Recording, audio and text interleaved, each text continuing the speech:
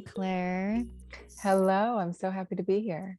I'm so grateful that you are here. And just before we hopped on, I just again want to reiterate that I'm again just so grateful that you are sharing your time and energy with us and with our podcast community. When I think of human design, I think of Erin Claire. And I Oh, think that, your page and all the content that you share, your site, your services is just all so resourceful. And I'm excited to have this conversation with you as I feel human design continues to grow more into people's awareness and into our spiritual practices. So thank you so much for being here. of course. Thank you so much for inviting me. Before we dive in, would like to ask you what it is that you currently feel grateful for. Well, as I was sharing, we just adopted or rescued two dogs about 3 days ago, and it's been a rough couple days. And I think that I'm really just like grateful that we found them, and that they're here. I've never had a dog before, and so opening up our home and bringing these two little creatures in is just like a very overwhelming and exciting thing all at once. And so I think that I'm just really grateful that we found the ones that we did because it feels like we're all meant to be together, and that feels really nice. Oh, that's beautiful. And that's pretty significant that it's the first time that you're bringing in dog family into your Oh, I life. know. Yeah, and with my husband, just like growing our family, first dogs, then kids. So we're just like, whoa. I'm also grateful because we thought they had a pretty terrible health condition and it's not good, but we got better news today that it's like really fixable and curable. And so I'm also really grateful for that because that would be so sad to bring them in and have them be, so sick so immediately. Yeah, yeah. Well, I'm grateful for that too. How would you describe this current season of your life? It feels like a lot is happening at once. I think this season of my life feels like I've been working really hard over the past couple of years and it's been amazing. And Hmm. I feel like I'm in a season of giving myself a lot more space and Hmm. having a lot of our business be less dependent on me. And that is a thing that feels incredibly expansive and wonderful and also kind of terrifying Hmm. because I like being in control. So I think that so it feels like a season of spaciousness and it also feels like a season of like enrichment outside of work and really kind of Hmm. exploring where that is. And that's feeling really good right now. I feel like human design has just grown exponentially over the past couple of years. How has Hmm. that in and of itself shifted your life? I mean, it's been amazing for us. I think that I discovered human design in 2015. And when I was initially sharing, it was not to an audience that was really that eager or ready for it. And I think in 2017, I was like, no one cares. I wasn't sure when people would be ready. And I just I knew that there was so much gold in the system, but I also knew that I couldn't really control the timing. And so starting in 2018 and like wildly exploding in 2020, I just feel like it's been so amazing to have so many people be interested in human design. And it feels like so many people are at a point in their lives right now where they're just like, yeah, like I want to understand how I operate best and I want tools. So I think it's been amazing for us. And I think it's also, it's been really around kind of designing offers that allow us to reach a lot more people. And so, which when we first started, it was like I was just doing sessions. So that was very limited. And Hmm. so just in terms of how many we could reach. And so it's been really beautiful to kind of see so many people be impacted and have now touched a lot of different people and shared human design with them. So it feels really good. A bit Yeah. surreal too. Yeah. Do you feel there's in my belief, everything in essence is divine. But what I was going to ask you is, do you feel like there's like a divine reason as to why specifically in the past couple of years, human design has become more popular? Or do you feel there's like a significant reason as to why that's happened now? I feel like it's a combination of a couple of things. Like I feel like we're in kind of this like time of like real chaos and uncertainty in the world. And Hmm. I think that human design is such a beautiful tool to kind of return us to ourselves and help us trust ourselves. And Mm. so I think amidst chaos, it's really like a very grounding tool to be like, I'm going to just like really stay connected to myself. So I think that like it's a really powerful tool in the time that we're in. And then I also think that's coupled with the fact that there are like a lot of people, I'm one, and there are many people that are really sharing human design in a more accessible way. Like I think that there's a lot of people that are really focused on like empowerment and simplicity and practicality. And I just think that like that's often what people are wanting. Like I just feel like most people that I work with don't want to learn human design. They want to know how to use human design to have live better lives, you know? And so I think that some of the early teachers were amazing, but it was a little bit more like in the weeds. And I just think that there's like a new translation happening that's making the system a bit more accessible to the mainstream. I'm sure that like you, when you first, as you mentioned earlier, like were just so fascinated by human design. And at the time, people weren't really fascinated by it like you were. It's almost Mm-hmm. like that it's like a testimony, if you will, or an example of when you discover a gift or discover a calling, and you have to just continue to keep trusting it and following it and Mm-hmm. investing in it, and knowing that one day, you know, People will yeah, people will see people the will gift see that you it. see. Yeah, well, I think it's a really good reminder that like I think sometimes because we live in a world of like such instant gratification that like there can be a like thing where it's like, why aren't people seeing me yet? And like I know that like I wasn't seen in human design for like at least 3 years, you know, and then it's been kind of a gradual and then like a faster growth. But like I think that it requires us sometimes to trust ourselves enough to be like, there's no external confirmation. And yet I still feel that this creates value and I still feel that this is right. And I'm going to keep walking this path. And so I Mhm. think like if we're looking for all that external confirmation so early, like it can be challenging. Like it's amazing when it comes, but like I think had I been dependent on that, I would have given up much earlier. And I did Mhm. give up at a certain point, you know, because I was just like, I'm going to keep studying, but I have to wait for the right timing. So I think it's a really good reminder to trust yourself and know that like it might not come immediately and it absolutely can. It's not to like, you know, not let that be a possibility, but it's to kind of maintain trust in yourself, whether or not it's coming yet.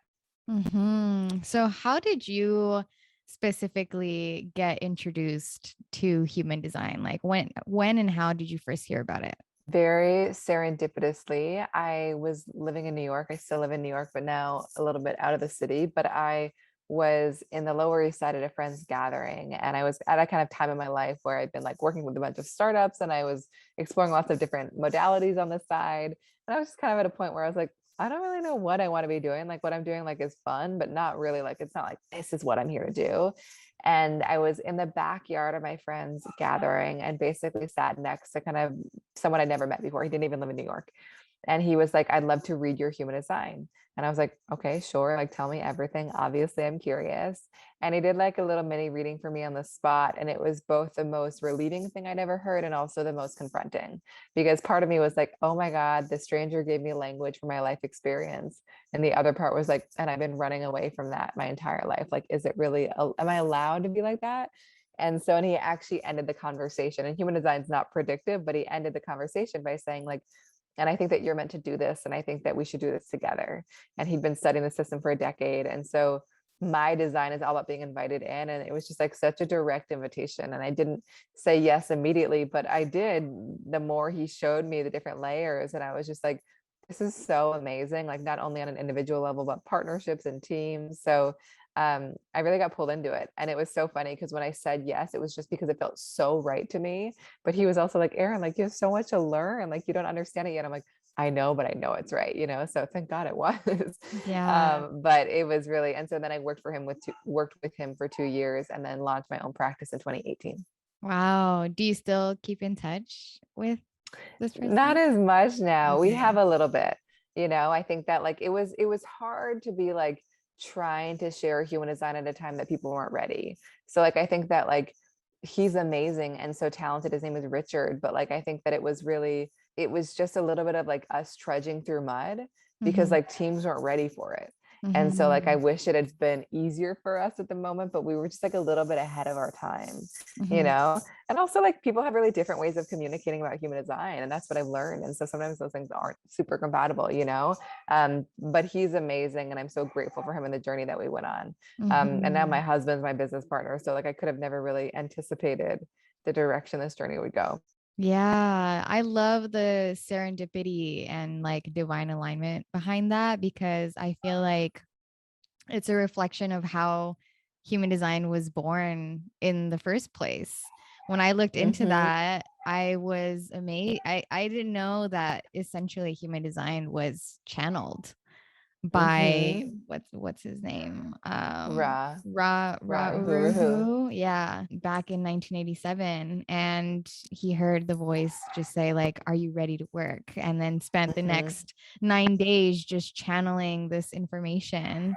And I also didn't know that it incorporated or incorporates astrology and quantum physics and Kabbalah and I Ching, which is Mm-hmm. so there's like a really significant spiritual rooting in human design. Mm-hmm. And there is, and at the same time, like I really don't believe that like it's a belief system. You know what I mean? Like I think that it's like the underpinnings are like actually so much ancient wisdom that kind of like really all combines to give us this blueprint to how we operate at our best. But also like I want to remind people that like it's a tool. Like take it if it feels useful, let it go if it doesn't. You know, I think that it Mm-hmm. can feel like a little bit scary at times because it's based on our birth info, especially to people that are really new to that stuff.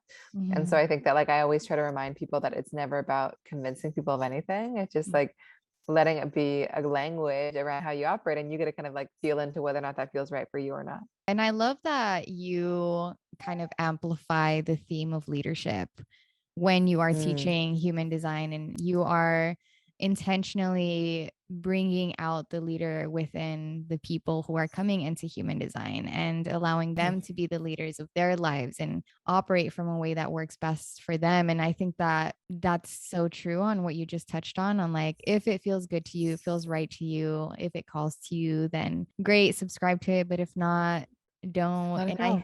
yeah, and I think that that is something we all should keep in mind with like every spiritual Everything. tool. Yeah, everything. It's like someone's truth might not be your truth. Totally. And like the way that, and like even in practical ways of like, wow, the way that they build their business might not work for me, you know? And like, and it's like even a timing thing. Like I can't tell you how many clients I've had that were like introduced to human design 10 years ago. And they were at the point in their life and with somebody that like they just didn't really land, it didn't land. And they just were like threw it away. And they rediscovered it. And like it was at the perfect time and like in the perfect language. And so like for them, you know, and so I think it's such a reminder to kind of trust ourselves and where we're at. And I feel like a lot of the clients that I have now, like human design has showed up in their world, like, you know, many times in the past like month or two. And they're like, fine, I know it's time, you know, let's get into it. So it is such a reminder that like these things are all tools and our work is to trust ourselves enough to kind of know how they feel. And I think the magic of human design is that it returns us to ourselves. Like I can never sit with a client and be like, you have to live in this city or you should like go to law school. Like it's really about helping them connect to what a yes feels like and what a no feels like and how to use their energy sustainably so that they can actually kind of build a way of doing things that works for them. So what would you personally say is like makes human design significantly unique compared to, astrology or any of these other spiritual or non-spiritual tools that, awaken us more to like our personalities and how we are and who we are? Yeah, well, one thing I'll say is that like I think all the tools are helpful, you know. So like Mhm. I think that like, and I've co-hosted retreats with like Enneagram people and astrologists and numerologists, and like so I think that they're all really supportive of each other. I think what drew me to human design is that it's super practical and super grounded. You know, I think that like there are a lot of systems that are amazing and they give us so much juicy information and then we're like, I don't know what to do with it. And so I think like so much of the magic of human design is like, here's all this amazing self-knowledge and here are all the tools to bring it into your life tomorrow. And I think that like I was just at a point in my life where I'm like, I don't want to just give people more information. Like I want practical, I want grounded. And so like and it is about how we communicate it, but I think that I had never seen it in a system as explicit as it was in human design. And I think also like human design can be communicated in such a like everyday language that I find that like I am so rarely telling anyone anything new. Mhm. I'm just like giving them a language where they're like, oh, that's exactly why I felt that way my entire life. Or like, That's why that didn't work. So I think there's like such a familiarity and such a like an immediate resonance with it that is like it just makes it so fun to share with people. I tuned into a previous podcast appearance that you had, and you explained human design being, us learning more about like our energetic DNA. And I love that description of it. And to be completely honest, like I became aware of human design a few months ago. One of my friends introduced me to it. And so Mm-hmm. I discovered you, went to your website, put in, my information, and found out I was a manifesting generator. But then I saw all the other like categories Stuff. and intricate, and I was like, okay, maybe I'll learn about this later. um, Mm-hmm. so like very, very briefly, there's the five design types, which are Mm-hmm. the manifesting generator, manifester, projector. What are Generator the and reflector. right? What are the other categories in human Mm-hmm. design? Yeah, and I just like it's a great point because you can sometimes look at your chart and you're just like, whoa, I feel totally overwhelmed, you know? And so like it's just a reminder that like it's not about learning every single detail and it's not about integrating everything immediately. It's just like, okay, this feels useful. I'm going to start here and then I can always like go into more. So just kind of giving yourself permission to take it slow. The type, as you just talked about, is really useful because it reveals how we best use our energy. Our strategy helps us know how to kind of cultivate the most aligned opportunities for ourselves, whether it's around initiating or kind of letting things come to us. Our inner authority speaks to how we're designed to best make decisions. And maybe that's trusting your gut feeling in the moment. Maybe that's sleeping on things. Maybe that's talking things out. Um, God, and there's so much more. I think other things that I would say are really important is your profile, which kind of speaks to how to best manifest your purpose, but also how to kind of market. And it also offers us some like good nuance in relationship.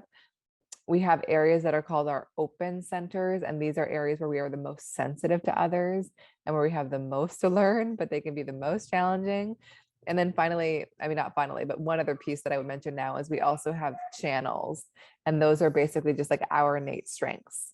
And so that's honestly just the tip of the iceberg, but I do feel like all that stuff offers pretty practical knowledge that we can like really use pretty immediately in a way that gives us a lot of permission. And I totally agree where, when you find out just a piece of the information or a piece of a puzzle, that one piece can still be pretty, awakening. Because when I Totally. just simply found out that I was a manifesting generator, I felt so much more at peace knowing that it's in my nature to be so multifaceted. I have my hands in so many things, and I've never felt fully fulfilled if I'm just like doing one thing. I feel like more aligned in my purpose if I'm, feeding all of my passions. So when I saw that that's Mm-hmm. in the nature of a manifesting generator, I was like, oh, okay.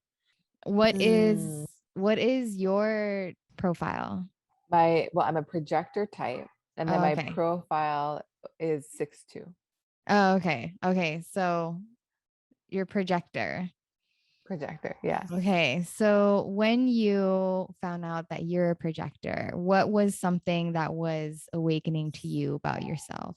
So, and I found that out the first night, he kind of told me my type, strategy, authority, which are like the best pieces to start with. But I think that projectors are just like not here to be doers. Like they're much better suited to be like leaders and guides and really smart about people and good at asking questions and love just like understanding how people work, but like not here to do. And I think what was very awakening for me in that first conversation was I had spent my entire life trying to be a doer.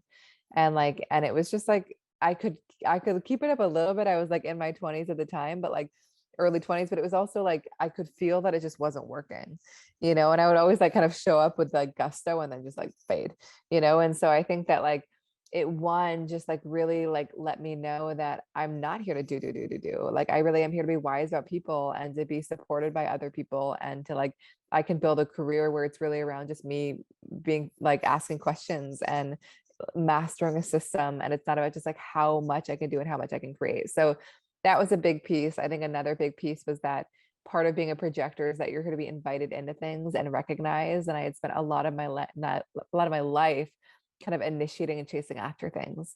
And Mm. so I think that I am like trying to be understood by people that like just didn't see me. And so I think it was so relieving to be like, wow, not everyone is going to want to be seen by me. And like, I really got to trust the invitation to know kind of who's ready for me and when. And so that felt really relieving as well, of just like, I'm going to really just like pay attention to who sees me and really invest my energy there, because I know not everyone's going to want it and want to be seen. And so like that was really helpful for me. But it's Mm-hmm. translated to everything, how I built my business, how I'm in partnership, how I'm with my family, my community. Like I feel like the projector piece bleeds into all of that. It seems like I mean, human design has a great influence and takes up space in your life. I'm guessing that, human design is influencing a lot of your decision making and how you are taking action, how you are responding to life. What are some other tools aside from human design that are also a part of like your toolkit? They're always evolving and changing. I think that like Kundalini was a big one for me for a long time. I think in this moment that we're in right now, I think meditation is always a powerful one. Breath work as well. And I'm doing the artist way at the moment. So like I think journaling and just kind of like reinvesting in that practice has felt so good. I think a lesson that human design has really taught me is just like really giving myself permission to take like deep breaths. Like I think that I used to feel like even rest had to be productive.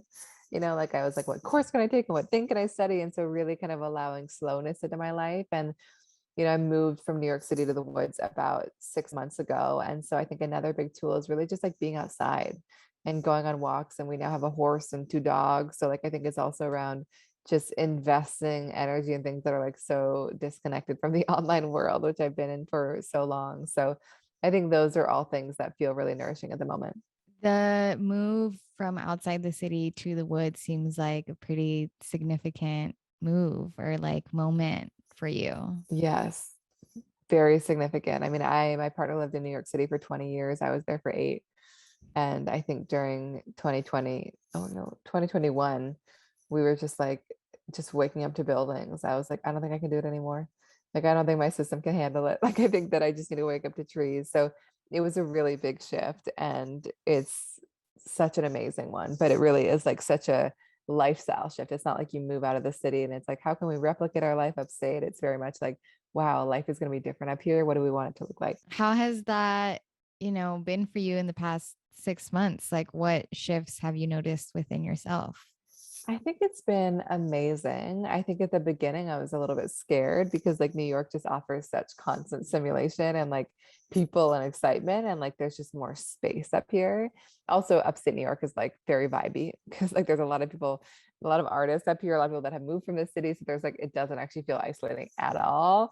But I think like it's really just one, it's made me realize how much more time I want to spend outside. I think it's made me create a lot stronger boundaries around how I work with my phone and also how much I work. I think animals have come much more greatly into our lives. And it's funny. It's, like just very simple things like, ordering like takeout in New York City. It's like, we can't do that, And so like, it's just brought like a lot more intentionality. But I think that in general, it's just like, I think our well-being is such a greater priority. And then I would say the other kind of thing is that like, New York's amazing, but it's also just like, I think that it was like expanding our family and all those things just felt a little bit crazy there. And I think like moving up, we bought a beautiful home on beautiful property. It just like, I think we landed in a place where we could envision it all happening. The kids, the Mhm. dogs, all of it. So I think it kind of started to accelerate that process because like we were in the place where we saw it happening. And I didn't realize how impactful that would be, like Mhm. when I could imagine it, I was like, well, why don't we just get started now then? It's going to happen here anyway. Mhm. So Mhm. it's been such an exploration. We're still discovering it, but it feels like the right decision for sure. Mhm. Congratulations. That sounds like Thank such you. a transitional but exciting transition in your life. And it seems like you experience like an abundance of professional success, and now it's gearing more towards like an abundance of just personal success. Totally, you know, and I think that like, and I love what I do. I love sharing human design. And I've also like being up here, it's just like, but I want to do it in a more balanced way. And I really have such a wonderful partner who I think is always looking for ways to give me more space. And so like it feels uncomfortable to have more space and it also feels really good. But Mhm. yeah, it's just like work is amazing and it's amazing doing the things that we love, but there's so many other amazing things in this world, you know? So it's been really fun kind of remembering that and prioritizing that.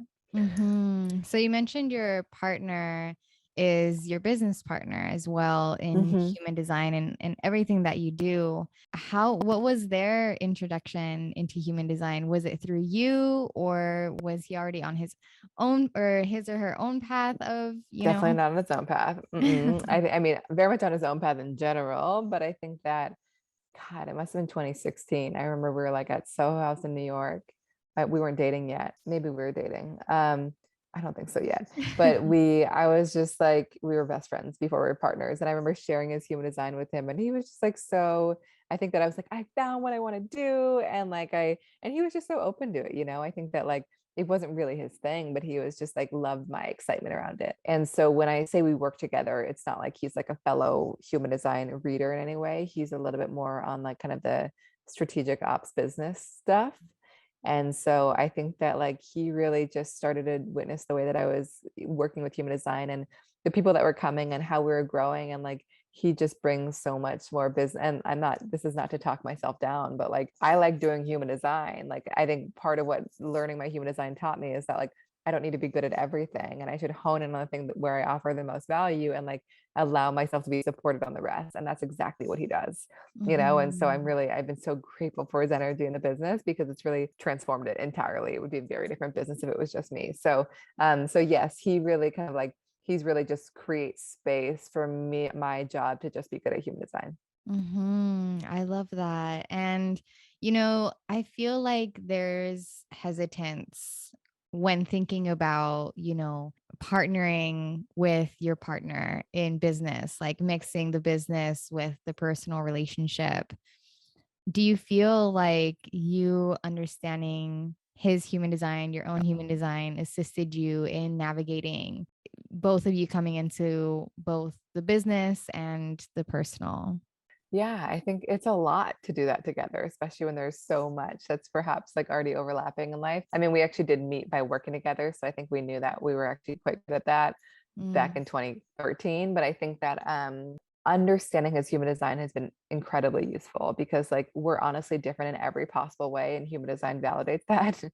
And so I think if we were expecting similarity, it would be disappointing. But I think because we appreciate the differences, it's really powerful. So human design's been an amazing tool, both personally and in our work, to just like create a bit more empathy and understanding around like how to best function as a unit. And at the very least, it's given us a common language, like, oh, I see what's happening here, you know, like, and so it's been really, really useful. But it is a real thing to kind of work with a romantic partner. And there have been really challenging times and really wonderful times, and it's definitely been the right decision for us. But I think it does require a lot of intentionality. And for him, human design is our business is not the only thing that he does. So that has felt really sustainable. Like he's got plenty of his other things happening. Mhm. But it's been a real journey. I think that like because these things kind of pull out different parts of us. Yeah, thank you for sharing. You shared with us, what your initial awakening with human design was when you found out, your profile or your design type. But I'm curious to know what one of your favorite self-realizations has been in just this overall journey. Well, so many. You know, I think one thing that's been really transformative as an entrepreneur is that, like, as a projector, you know, we are here to be invited in, but people cannot invite us unless they see us. And so, so Mm. much of our job is to let ourselves be seen. And my first few years sharing human design, and I was still new, but I was just like, was like a hid, you know, I was like so scared of being seen. And so I think like it's been an amazing journey, like putting myself out there, like for me, initiating and pitching people never works. And it's also like incredibly depleting for me. But when I just share myself on Instagram, on newsletters, on podcasts, like on webinars, and just like share authentically, it attracts the right people to me and also probably pushes away all the people that are not into me. So I think that like that's been a really amazing journey because I was so scared to put myself out there, and like it's been so beautiful to like be on the other side of it and see how fun it can be. That's a big one. I think that another big one is really around allowing myself to be supported and like letting go of control. Like I have a lot of drive in my design. You do too. Like just like a lot of ambition, and like these big visions and big dreams. And one of the biggest lessons for both of us there is like that we're just not here to do it alone. Like it's about having the right allies. And I think when we try to do it alone, we can just burn ourselves out. And so I think that was a big lesson for me of like allowing and support and knowing that like it would only become better when I allowed that. And I think another big one is just around understanding the people around me more deeply. Like even kind of looking back at, my mom and my sister and my dad, like, I have a manifestor sister, a manifestor mom, and a projector dad. And like, I just look back at all the ways that I was like so unsupportive of their design growing up. And I think like looking at like I'm a projector and I was just like, my sister as a manifestor, like they're just like not here to be controlled or told what to do. And like I was just like offering my guidance all the time in a way that she was like, please stop. And Mm-hmm. so I think that like it's brought so much more empathy into relationships. Like, wow, like how can I better support them living in their design? And also how can I appreciate even more deeply that like they're different than me, like I made my dad wrong for being a projector his whole life when he was like actually the best projector. Like he was so good at it, and so like, and he was in a work that really honored it. So like I just think it's actually brought me closer in my relationships because like I really kind of released the need for us to be the same, Mm-hmm. and I really kind of begun to appreciate like how magical the differences are. Mm-hmm. You say your dad was really great at being a projector. What do you mean by that? Well, he was just like a master delegator. I think that like he had like a lot of support, and he was like such an amazing, we call it like a mental projector in human design, which is so much around like being like such a visionary, being such a good leader, but like just not doing all the doing. Like your gift is the ideas. And so I think that he really allowed himself to be supported and kind of be in that position of ideas, but also like his work days, I think that like, and it changed a little bit later in life, but like he would come home at like 4, you know what I mean? Like he had these like really tight work days. Like he really wasn't like going super long hours, and he was so effective at what he did. He was so recognized, so seen, and really honored his energy, and so, and also really needed to like take space from people. Like even when we'd go on like family vacations, like we would go on an outing and my dad would be like, I'm not coming, like, and I would be like, why isn't he coming? And it's just like he just knew that he needed rest and time alone, and like he didn't make himself wrong for that. So I just feel like he really honored his energy actually really beautifully. And it's been so fun to talk to him about it because now he just has the language of he's like, I'm gonna go be a projector, So it's been sweet, but he did a good job. And I think when we discover our design, it can be really validating. But like often if we're doing work on ourselves and learning, like we just kind of are naturally living it. And human design just validates that. What are a couple collective realizations that you've had? I think one of the biggest lessons is just that, like, I think we often get tripped up when we're just like trying to follow someone else's roadmap, whether it's in how we build our businesses or how we parent or how we partner. And so I think one of the biggest lessons, whether or not you choose to dig into human design, is that we are all wired to do things differently. And the more we honor that, the more flow we find. So, like, that's a big one of just like really understanding the distinctions between us and really learning how to honor them. I think another one has been around the fact that, like, when we really start to understand how differently each person operates, there's so much more connection. There's so much more empathy and understanding. And so again, whether or not you choose to like dig into human design, I'd encourage people to really reflect on like where they're expecting others to be similar to them and where they're really kind of allowing them to be their own different, sovereign, unique, autonomous beings. Mm-hmm. What is something that you feel doesn't get talked about enough in human design? I mean, I'm sure you've been talking about human design so much, especially over the past couple of years. What do you feel doesn't get as much highlight as you think it does or it should? Should. Yeah, I think there's so many pieces of human design. Like, I don't even know if it's like a piece of human design that like isn't represented enough. Like, I think it's maybe the concept. I think that like sometimes human design, and it depends on who's the messenger, like I think like I'll have clients come and they're like, I heard that I'm a generator. Because I'm a generator, I can't do this. Or I'm a projector and projector says like, I can't do this. And so like, I think like human design isn't a tool to let us know what we can or can't do. That's like actually incredibly limiting. Like, I think all of us can do anything, and human design lets us know how we'll do it best. So like how you might lead as a manifesting generator might be entirely different than me. It's not that neither of us are suited to be leaders. It just means that the leadership will look different. And so I think like it's a message that I think needs to be reaffirmed more often, that human design isn't meant to limit what we can do. It just is more revealing how we'll do it best and in a way that uniquely works for our energy. Yeah, I love that. I feel now like having this conversation with you, the way that I'm seeing human design, I'm like gaining a different, like a new perspective is like it leading us to or giving us more conscious awareness of our most authentic selves. And Totally. yeah, and I like that, you highlighted how we ultimately get to choose whether or not we subscribe to something or believe in something or implement something. But it's also important to not have something confine you or create boundaries or 100%. restrictions for you. So I love that you brought that up. Meant to be a thing that empowers us and doesn't limit us. And so like if any part of it feels limiting, let it go. Yeah. I'm curious to know, to touch on a bit on your spiritual journey. Like, would you consider yourself to be like a spiritual person?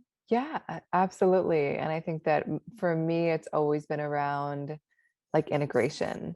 It's around like, having my feet on my the ground and my head in the sky and like doing both. Like I think if I was to 10 more, I would be like a little bit like up in the air. So like I really try hard to like stay rooted and be practical. But like I do. And I also feel like for me, there was not a point in my life where I was like, now I'm like, it wasn't like any kind of spiritual awakening. Like I think that I have been so curious about this stuff and all these explorations since I was in high school, and so like and my parents weren't interested in it at all. And so I actually have no idea where it came from. But I remember in high school, like I was just like seeking out like the Shambhala centers in Seattle, and just like I was like a 14-year-old going to sit. Everyone was like, who is this person? So like I think that I've always just been curious. And I think that it's just been, yeah, so it's been like an ongoing exploration.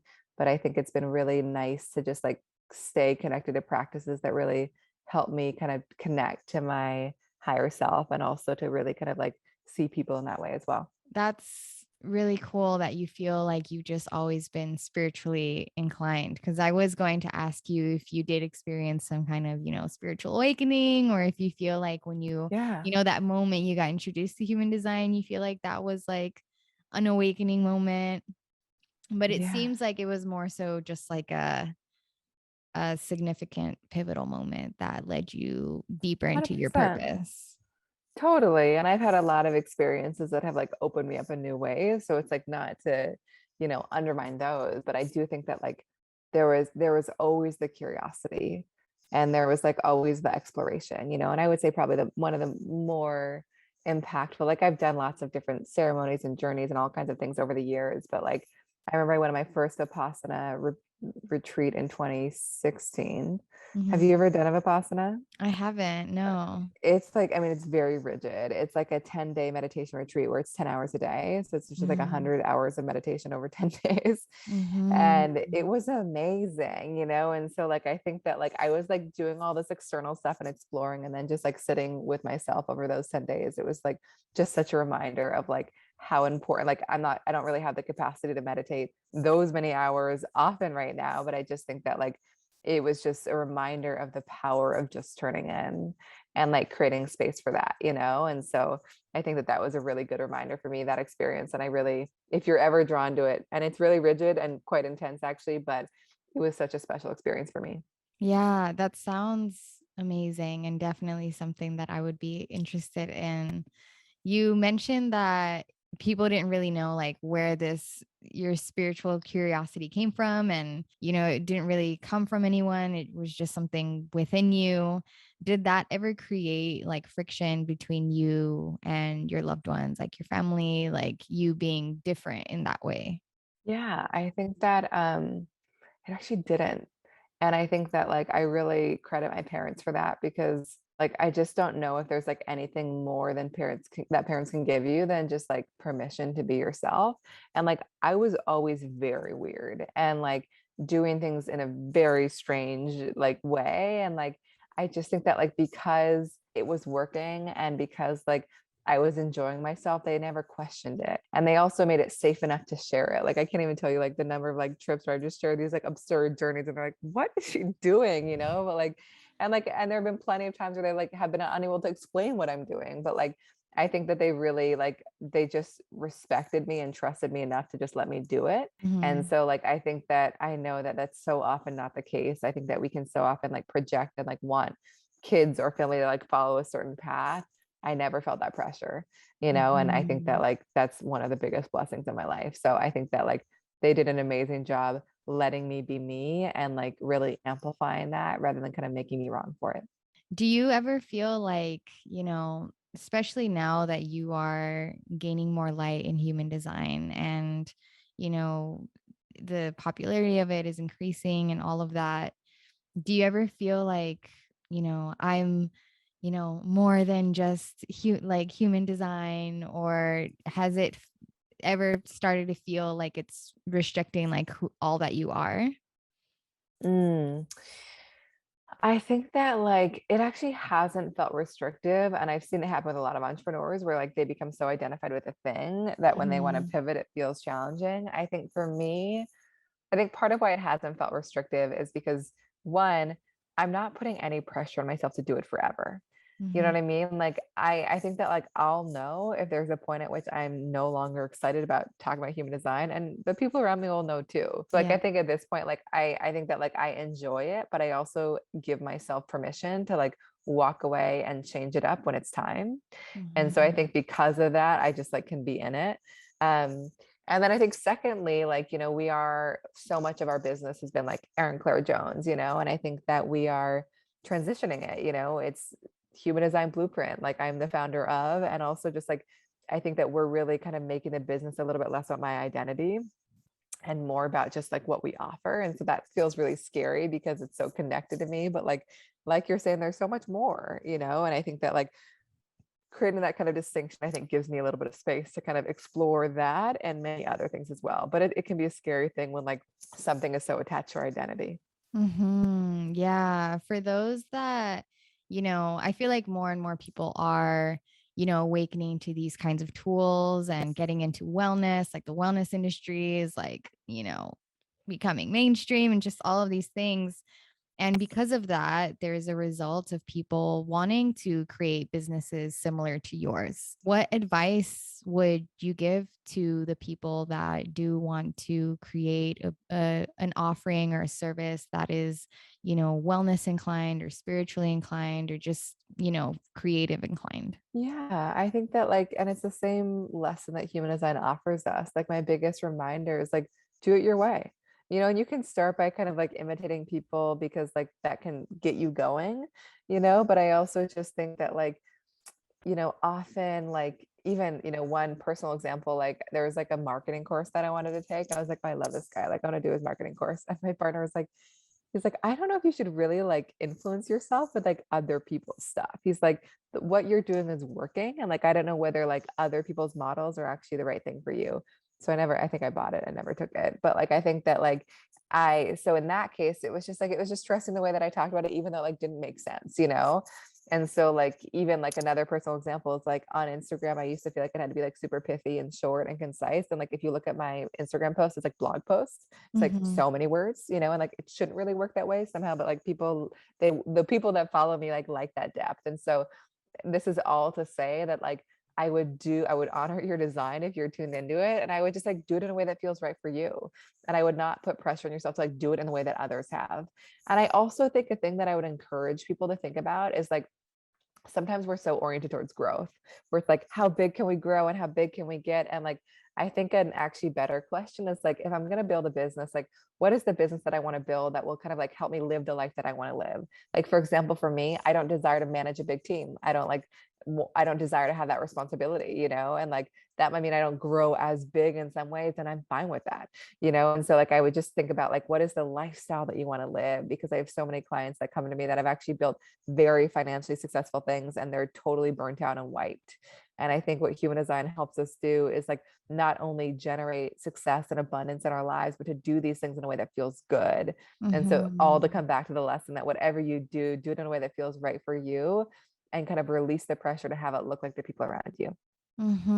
I love that. And I love how this whole conversation has, somehow kind of just tuned back again and again towards just being your most authentic self. And I think that right Totally. now there's an awakening towards realizing that what makes you different and what makes you unique is like your power. And even just your simple example of like, your Instagram posts being very, wordy and having long captions and Totally. all that, which I love, by the way. I think that, we do hear that, Instagram and social media, these platforms should be more brief and concise, or else, people have Totally. short attention spans and they're not going to get into it. But I really feel like, and I think you're an example of it, is like, as long as you keep showing up and doing what feels good to you, your people are going to find you. Like your community is 100%. going to find you. And you have a community who loves learning on your platforms and reading all the words that you write. Totally. Like I even had a guy message me the other day, a friend. He's like, "Don't you think like your story should be like less words and just like more photos of you?" And I was like, "Nope." I was like, I so hear that. And I was like, but that's actually not what people want, you know? And I've like discovered that over the years. So like it's just trusting that, and it's trusting your own journey, your own path, and your own way of doing it. Like it's gonna look different for all of us. And sometimes like what should work doesn't, and like what you think may never work actually works perfectly for you. And it's also a lot of trial and error. Like, I'm sure Oh my God, you've yes. practiced and failed and tried again and all of, tried all these different things. 100%. It's just like it's been such a journey, and like you just got to keep learning, you know, and keep evolving, keep shifting. And I think it is a constant evolution. It's so tempting to be like, it worked, I'm going to stick with it, but like sometimes it's just like things need to change, you know, and that's where I'm at right now, and it's been really exciting and scary. hmm Well, to bring this conversation full circle, the last question that I'd love to ask you is, what's one thing that you feel really proud of yourself for growing through? You know, I think the constant lesson for me, and it's one that I really am always learning, is just trust. I think that it can be so easy to like, and I think of human design and how I discovered it and like how I was in such trust. I was like, I don't know where it's going to take me. I don't even really understand the system, but like I know that this moment and this partnership and this thing is right, and I'm just going to go with it. And I know that every decision in my life that has like come from that clarity and trust has like really led to such magnificent things. And so like it's a lifelong lesson, and it's not one that I've always nailed, you know, and I'm continuing to work with. And I think but I do think that like those moments of really just trusting and not needing to know where it's all going, but like knowing that my body just knows more than I could conceive with my mind, like I think those have been some of the most special moments of my life. And so like I want to keep learning that lesson and keep embodying that lesson of just like trusting. hmm I love that. Thank you so much for this beautiful conversation. I really, really appreciate you again and your time and your energy. And also just thank you for your platform and all the information that you share. Like your Instagram is so incredibly resourceful and insightful. Mm, And it's, yeah, it's really beautiful how you're so giving. And I think you are an example of how important it is to follow your passion and your purpose, because it's yeah, when you do, it's so impactful. And I'm proud of you 100%. for not giving up on this calling of yours, because, I hope you're getting to this point now where you feel very affirmed in, all the time Hmm. and energy you've invested into this. Yes. Thank you, you know, and I think it's been an amazing journey, and I'm so grateful to have been on it. So thank you for all those beautiful reflections.